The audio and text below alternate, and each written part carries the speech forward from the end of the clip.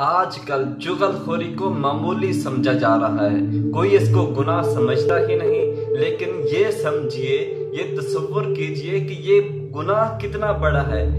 اس چغل خوری کی وجہ سے، اس غیبت کرنے کی وجہ سے انسان کو کتنا خمیازہ بھگتنا پڑے گا۔ یہ ذرا غور کیجئے، رسول اللہ صلی اللہ علیہ وسلم نے ارشاد فرمایا کہ چغل خور یعنی غیبت کرنے والا کبھی جنت میں نہیں جائے گا۔ غیبت کرنے والے کے لیے، جو غیبت کرتا ہے، چغل خوری کرتا ہے، اس کے لیے جنت کے دروازے بند کر دیے جاتے ہیں، جنت کے راستے بند کر دیے جاتے ہیں۔ اور جس شخص کے لیے، جس آدمی کے لیے جنت کے راستے بند کر دیے جائیں، اس کے دروازے، جنت کے دروازے آدمی کے لیے بند کر دیے جائیں، وہ کبھی جنت میں نہیں داخل ہو سکتا، اس کا داخلہ بند ہو جاتا ہے۔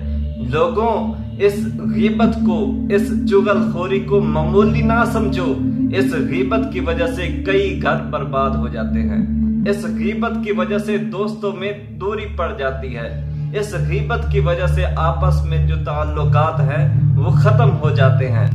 اس لیے چغل خوری سے بچیے، ایک دوسرے کی غیبت نہ کیجیے، ایک دوسرے کے گلے شکوے اس کے پیٹھ پیچھے نہ کیجیے۔ یہ نہ ہو کہ آپ کے لیے جنت کا داخلہ بند کر دیا جائے۔